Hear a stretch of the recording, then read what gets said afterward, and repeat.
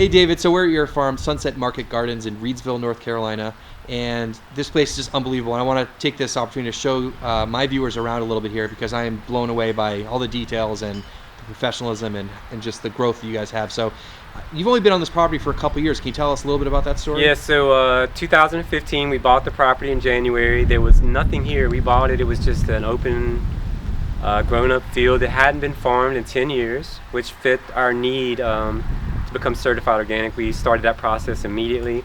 But I general contracted the house myself, built the house myself, built the buildings, our farm store, our wash and pack.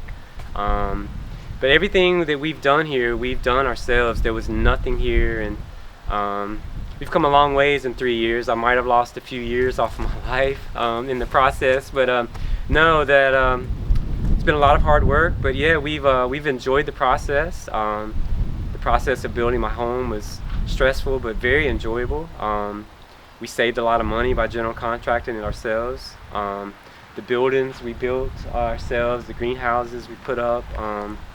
But yeah, so 3 years in the making. Okay, and how long were you guys living off-site when you started farming? So yeah, so we sold our house. That was a whirlwind, and then we had to be out of our house in 30 days. So we'd already purchased the property at that point, but we moved into an apartment in Greensboro for 9 months while we built this. So we lived there in apartments for 9 months building our home.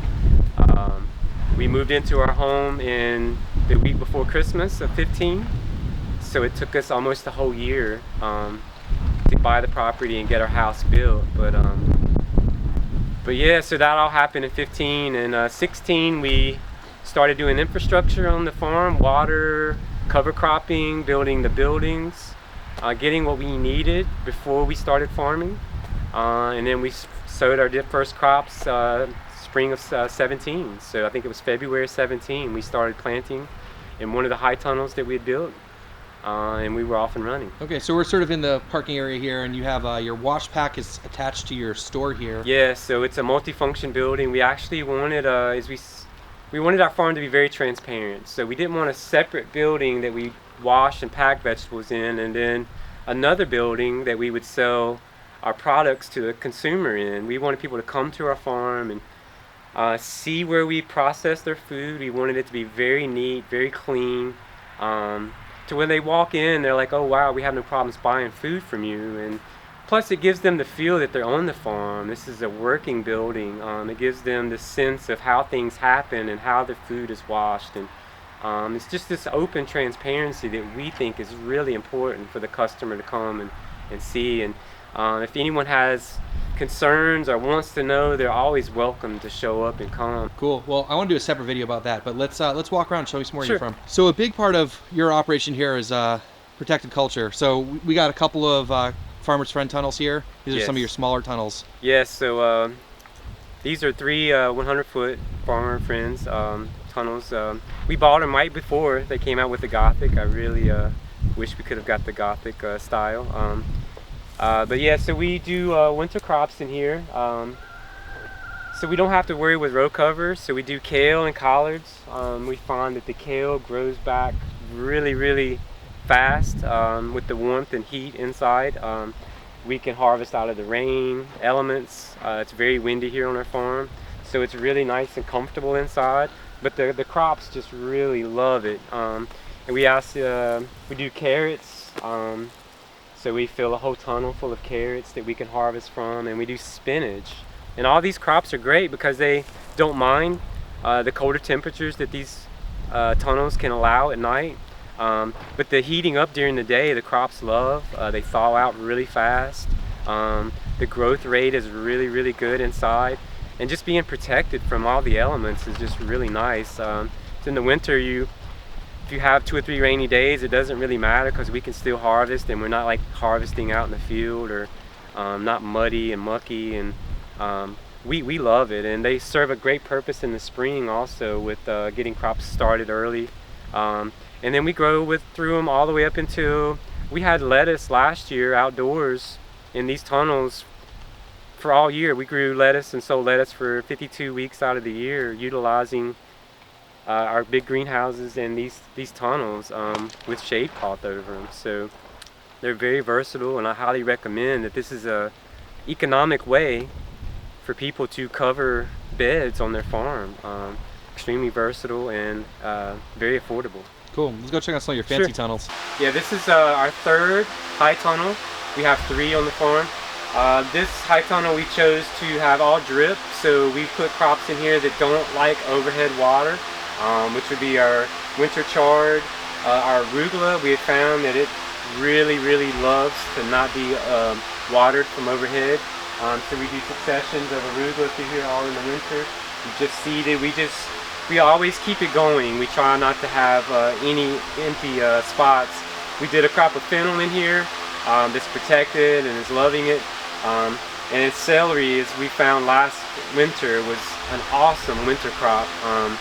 We treat it as a cut and come again, that we can sell bunches, and we can harvest it all the way through till February.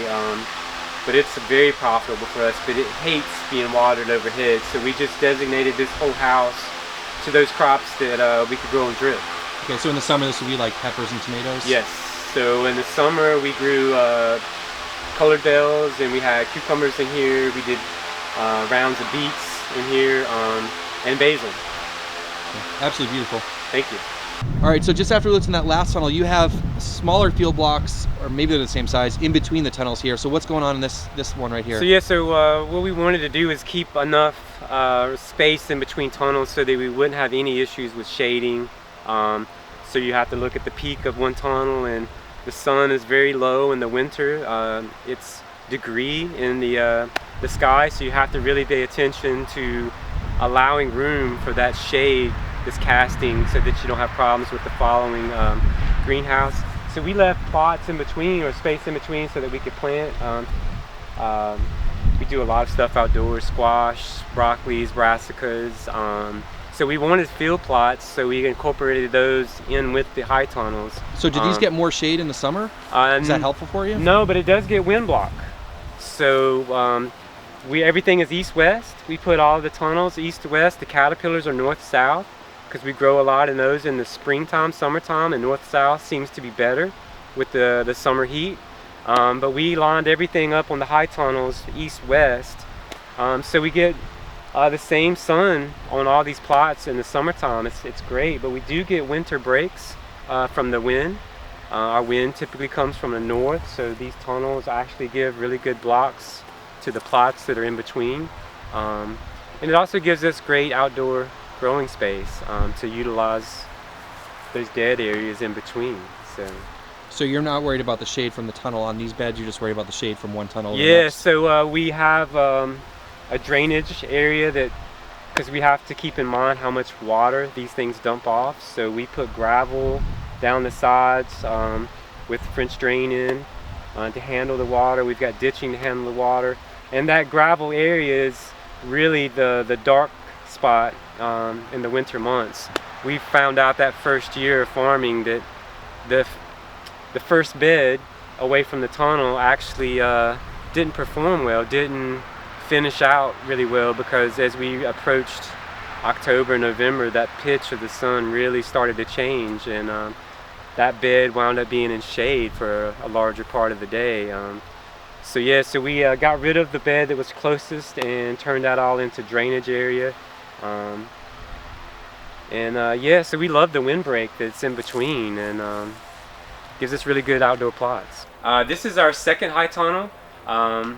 We utilize this for this time of year to plant for January, February, March, because we have found over the last 2 seasons selling in the winter that those are the peak times to really make money, because other farms are really dead, they've died off. Outdoor farming is really difficult at that point. Growth is non-existent on a farm, and none of the outdoor farmers can even get in their fields to plant anything until maybe February, and they will not harvest anything from that until at least April or May. So for us to show up at the farmers market with loads of produce in January, February, March has proved to be a very big success for us. So we had garlic and turmeric, ginger and turmeric in here, a late round of tomatoes. We had beets in here, And we're cropping those things out and replanting carrots that'll be ready February, March. Salad greens, baby kale, and we'll just continue to plant radishes and those things in here, trying to push for that harvest date for late winter. So this is the second field block that's in between two other tunnels. What's going to be going on in here? So we're getting ready tomorrow to plant garlic. We're a couple weeks late, but I think we're still really good timing. But we had a lot of fall crops in here that we cropped out this past week. We touched 18 degrees this past week in the morning. So we had a lot of things in here we just ripped out. But this will be all alliums, onions and garlic for next year. This is our third high tunnel. We utilize this for salad greens. We overhead water this house. We grow radishes, turnips, but mostly we use this for Salanova salad mix, which is our #1 selling crop. So we love the protection that the tunnel gives the lettuce. The lettuce performs super well in the wintertime through the tunnel. This is our crop house, our newest addition to our farm. We do all of our transplants, our starts in here. We have set up germ chambers so that we can germ not even in the cool months, but in the hot of the season. The freezers work back and forth with that. We have plenty of table space, fans, exhaust fans for keeping the air movement. So it's a great place for us to utilize to grow our starts for our farm. All right, so this is your tool storage here. It doesn't look like you guys have very many tools, which I love not having a lot of tools. But no, we have found that we don't need a lot of hand tools. We do as minimal as possible. But, we only need the set amount of tools, so we try not to buy too many tools and have a lot of tools just hanging around. But we have everything close to where we need it, so we're right in the middle of all of our greenhouses and our plots. So I see a lot of common market garden tools here, but this one, I haven't seen this one before. Can you talk about this tool? Yeah, this is TerraTech makes this. This is a wheel hoe that they have.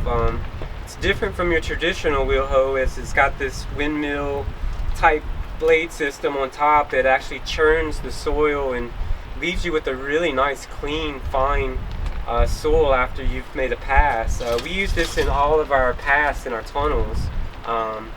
We think it works really, really well, especially for the pathways. Without getting too far into it, but what are some of your general fertilizers that you're using on the farm? So we make a mix on our farm that's, we mix several different powders, catfish meal, alfalfa,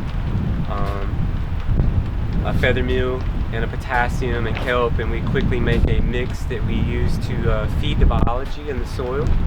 We also use a pelleted turkey manure for like a boost in the field. But we try to do very light fertilization in the greenhouses because we've noticed this is our third year that it's very easily to get a lot of nitrogen built up in the tunnels, and we have found that crops perform well because the fertility is so much better inside. So but we make a custom mix here on the farm. Where'd you come up with that mix? Never Seen.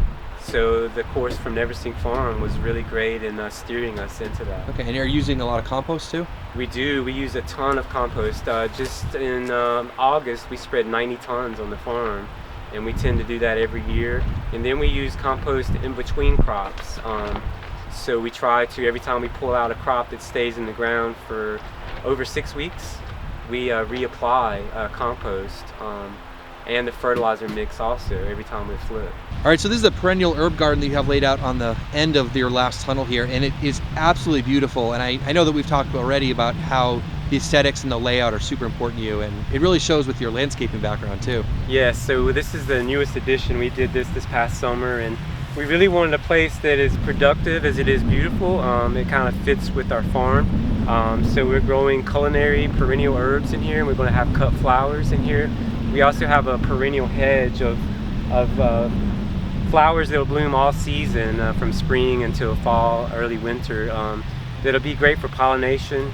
We have a row of hydrangeas in the background that'll bloom for about 2 months in the summer. It'll be just really pretty. It gives a place for us to harvest from, but also to bring guests to the farm to come and walk through and experience. And I believe it showcases something that a homeowner could do at their own home. So yeah, it's multifaceted in that sense. It's beautiful. Thank you. So you guys are doing mobile chickens for laying here. Yes. You have a beautiful coop and obviously a huge amount of pasture here. Can you talk a little bit about this? Sure. So we rotational graze our chickens on the pasture. We move them every 2 days. We call it a fresh diaper, basically, to get them off their manure, their poop. It gives them fresh grass, fresh bugs, fresh air. It's a wonderful system to get the deepest, richest, orangest yolk possible. Chickens are omnivores, so they want the protein, bugs, along with the vegetation. We've drill seed and clover in our field, and we have found that we have an 80-day rotation to where we don't hit the same spot for 80 days, and that is key for parasites, because parasites have a 60-day life cycle, and without the host, which is the chicken, the parasite will die in that 60 days. So as long as we don't come back and hit the same spot within that 60 days, we're really good. And that really adds to the health and well-being of the birds. And they really love the pasture, and happy birds make really healthy eggs. And I know I talk a lot about, you know, pasture layers being a profitable enterprise, and you're saying you can't keep them in stock, right? No, we sell all that we have. We sell them for $6 a dozen, and the eggs are so good. We've given away a few dozen just to hook people, and once you try them, there's no turning back. We have customers that say they'll never buy from the store again, and that's really what we want. It's an operation we're really looking to expand and possibly buy more birds, just for the fact that we can't seem to meet the demand. So how big is the flock right now? We have 88 hens, and we have 2 roosters. And it really started as an enterprise for my 2 sons. I really wanted them to have a farm business and to run it, to know how to manage the money, to buy the feed, to buy the cartons. We have really nice labels that we put on the cartons for our farm, and it just never panned out yet to where they have just taken it over, but they're involved in everything we do here, and they love the chickens. It's a neat enterprise for the farm, and it really adds a lot of fertility and benefit to our pasture. We are back in my multi-purpose building, which is our farm store and wash station. You can see behind us we have all the needs necessary to wash, screens, and pack, and we also set up our table with baskets, farmer's market style, to where you can walk around and purchase vegetables. We also have multiple items for people to purchase that are local artisan foods. We serve fresh coffee from Carboil Coffee. We have muffins or scones or cookies typically every Saturday morning for our customers. So when's the store open? We are open Saturdays 9 to 12, on Wednesdays 4 to 6 in the afternoon, so twice a week. Okay, so all the stuff you have that's seasonal, that's coming right off the field, obviously it's right off the... Right. Right, because you guys wash it here and store Right. it here, so, I mean, you can't get closer to your food, really. No, and we really love the opportunity for customers to come to the farm, experience the farm, where their food comes from, how it's grown, and there lies the transparency that we really want to have with our customers. Okay, and you're starting to bring some products in from other farms as well. Yes, so we have partnered with several other farms to sell pasture-raised meats. We sell raw milk. We do cheeses. We have a nice variety of products that for us is really important that they're all local and from our state. Awesome. Well, man, I'm totally amazed by this place and you in particular as a farmer. So what are some ways that people can follow along with what you're doing? Yeah, so again, we're on Facebook, Instagram at Sunset Market Gardens. You can look us up on our website at sunsetmarketgardens.com. And just this weekend, we're launching an online farm store, which you'll be able to check that out on our website.